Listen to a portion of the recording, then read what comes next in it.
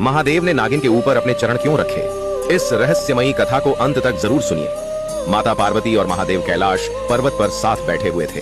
तभी महादेव बोले, देवी, पृथ्वी पर असंख्य भक्त मेरी आराधना करते हैं, कोई संतान के लिए, कोई सुख के लिए, तो कोई केवल श्रद्धा से मेरा व्रत रखता है।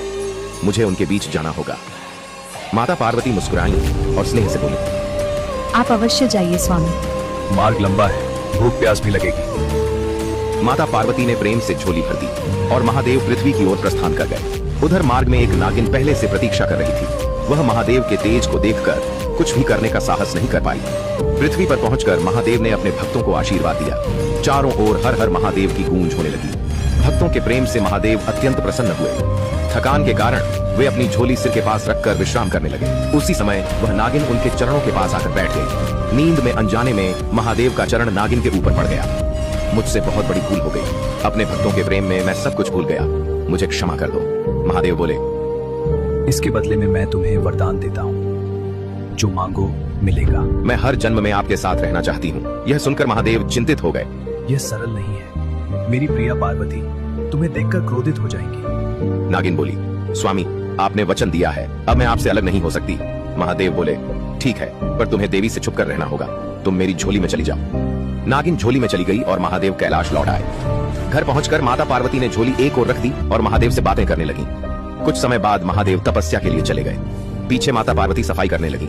जैसे ही उन्होंने झोली को हिलाया, उसमें से एक सांप बाहर गिर पड़ा। सांप को देखकर माता पार्वती क्रोधित हो गई। उन्होंने झाड़ू से उसे पकड़ लिया। डर से कांपती नागिन बोली, मुझे छोड़ दीजिए देवी, मैं अपने घर चली जाऊंगी। मैं तुम्हें क्षमा नहीं कर सकती। उन्होंने एक गड्ढा खोदा, नागिन को उसमें डाल दिया और ऊपर से मिट्टी डाल दी। कुछ समय बाद महादेव कैलाश लौटे। उन मुख पर गंभीरता थी, पर यह मेरी भूल थी, देवी कृपया मुझे क्षमा करें।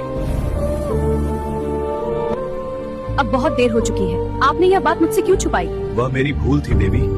तब माता पार्वती इस ने जन्म कहा, में यह आपके साथ नहीं रह सकेगी, पर मैं इसे ऐसा जन्म दूंगी जिसमें इसे निरंतर पीड़ा सहनी होगी। यह कहकर माता पार्वती ने नागिन को बेल के वृक्ष का जन्म दिया। महादेव मुस्कुराए और बोले, देवी, अब यह मेरे साथ कैसे रहेगी? माता पार्वती बोली, स्वामी, जो भी भक्त इसके पत्ते आपके शिवलिंग पर चढ़ाएगा, इसकी पीड़ा कम होती जाएगी। इसके बाद माता पार्वती ने बेल पत्र तोड़कर शिवलिंग पर चढ़ाए और प्रणाम किया। तभी उन्होंने कहा, जो भी भक्त सच्चे मन से बेलपत्र और जल अर्पित कर मनोकामना मांगेगा, उसकी इच्छा अवश्य पूर्ण होगी। इसलिए बेलपत्र केवल पत्ता नहीं, यह करुणा, पश्चाताप और शिव भक्ति का प्रतीक है। अगर आपको ऐसी रहस्यमयी पौराणिक कथाएं पसंद हैं, तो लाइक करें, शेयर करें और सब्सक्राइब करना न भूलें।